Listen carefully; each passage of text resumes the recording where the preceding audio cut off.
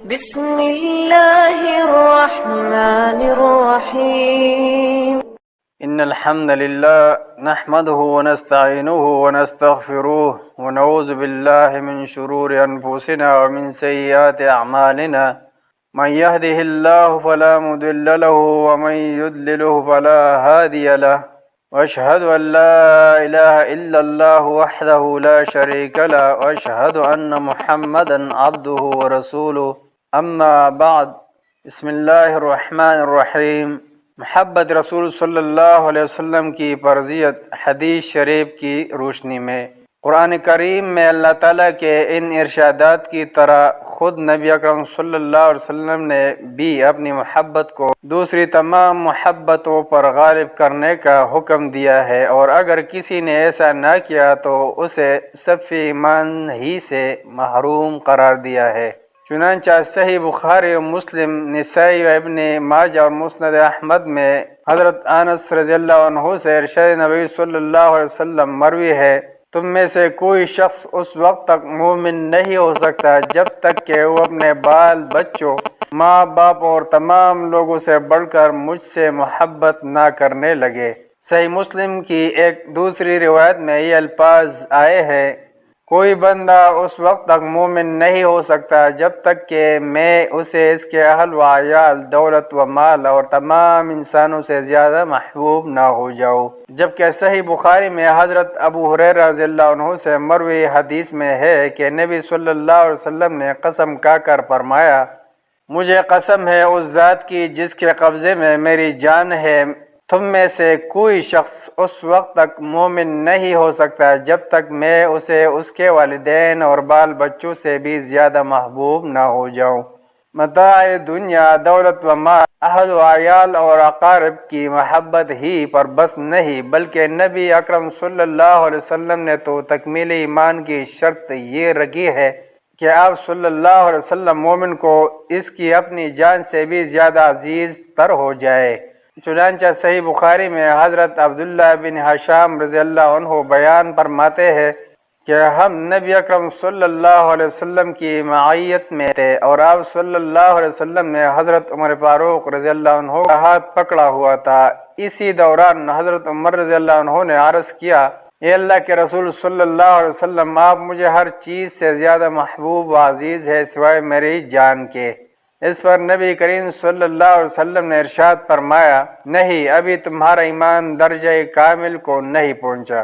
مجھے قسم ہے اس ذات کی جس کے قبضے میں میری جان ہے، تم اس وقت تک کامل الایمان نہیں ہو سکتے ہو جب تک کہ میں تمہیں تمہاری جان سے بھی زیادہ عزیز و محبوب تر نہ ہو جاؤ۔ اب حضرت عمر فاروق رضی اللہ عنہ نے عرض کیا، بلا شبہ اب اللہ کی قسم آپ مجھے میری جان سے بھی عزیز تر ہو گئے ہیں۔ یہ سن کر نبی اکرم صلی اللہ علیہ وسلم نے ارشاد فرمایا، الآن یا عمر، اے عمر، اب تمہارا ایمان درجہ کمال کو پہنچا ہے۔ محبت مصطفیٰ صلی اللہ علیہ وسلم کے چند نمونے۔ اہل و مال اور دل و جان سے زیادہ محبت کا معیار صحابہ کرام رضی اللہ عنہم نے پورا کر کے دکھلا دیا۔ نمبر 1، حضرت عمر فاروق رضی اللہ عنہ کے اس اقرار اور نبی صلی اللہ علیہ وسلم کی تصدیق کے علاوہ صحابہ کرام رضی اللہ عنہم نے حب مصطفیٰ صلی اللہ علیہ وسلم کی ایسی مثالیں قائم کیے جنہیں آدمی پڑھ کر حیرت زدہ ہو جاتا ہے۔ انہوں نے نبی صلی اللہ علیہ وسلم کی محبت و رفاقت کے سامنے دنیا جہاں کو فرقہ کی اہمیت بھی نہ دی۔ ان میں سے چند حیرت انگیز نمونے پیش خدمت ہے۔ نمبر 2، صحیح مسلم، شرح السنہ بغوی، سنن کبریٰ بحیقی اور مسند امام احمد میں حضرت ربیع اسلم رضی اللہ عنہ فرماتے ہیں کہ میں رات نبی صلی اللہ علیہ وسلم کے یہاں گزارتا اور وضو کا پانی اور دیگر ضرورت کی اشیاء لایا کرتا تھا۔ ایک دن اس خدمت پر خوش ہو کر نبی صلی اللہ علیہ وسلم نے فرمایا، کچھ مانگ لو۔ میں نے عرض کیا، مجھے جنت میں آپ صلی اللہ علیہ وسلم کا ساتھ چاہیے۔ آپ صلی اللہ علیہ وسلم نے فرمایا، اور کچھ؟ تو انہوں نے عرض کیا، بس صرف یہی رفاقت ہے۔ تب نبی مکرم صلی اللہ علیہ وسلم نے فرمایا،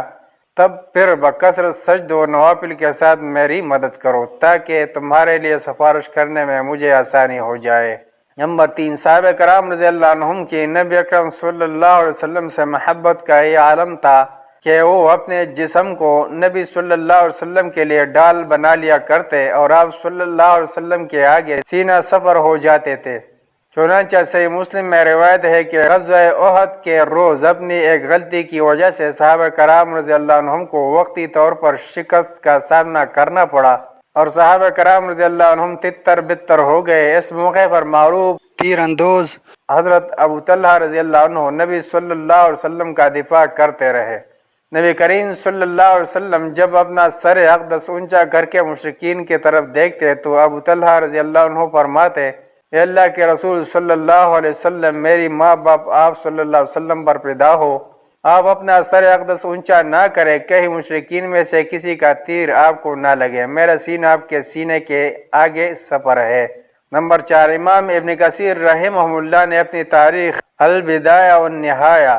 جلد 3 صفحہ 305 میں ہجرت کے دوسرے سال کے واقعات کے ضمن میں ابو جہل کے قتل کا واقعہ ذکر کیا ہے کہ غزوہ بدر کے دن حضرت عبد الرحمن بن عوف رضی اللہ عنہ کے دائیں بائیں کھڑے 2 بچوں معاذ بن عمرو بن جموح اور معاذ بن عفرہ رضی اللہ عنہما میں سے ہر ایک نے باری باری پوچھا، چچا جان ابو جہل کہاں ہے؟ انہوں نے تعجب سے پوچھا، تم اس کا کیا کرو گے؟ انہوں نے کہا، مجھے پتہ چلا ہے کہ وہ ہمارے نبی صلی اللہ علیہ وسلم کو گالیاں دیتا ہے، مجھے قسم ہے اس ذات کی جس کے ہاتھ میں میری جان ہے، میں نے جو ہی اسے دیکھ لیا تب تک پیچھے نہیں ہٹوں گا جب تک کہ ہم دونوں میں سے کسی ایک کا خاتمہ نہ ہو جائے۔ میں نے جیسے ہی ابو جہل کو دیکھا تو انہیں بتایا کہ وہ جا رہا ہے جس کے بارے میں تم پوچھ رہے تھے۔ وہ اپنی تلواریں نکالے، اس کی طرف لپکے اور اسے قتل کر دیا۔ نمبر 5،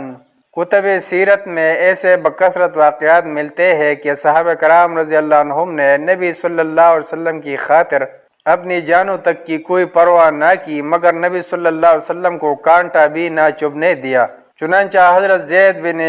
دثنہ اور حضرت حبیب بن عدی رضی اللہ عنہما کے واقعات باہم ملتے جلتے ہیں کہ انہیں کفار و مشرکین نے پکڑ کر قتل کرنے کی تیاری کر لی تو ان سے پوچھا، کیا اب تم پسند کرتے ہو کہ محمد صلی اللہ علیہ وسلم تمہاری جگہ ہو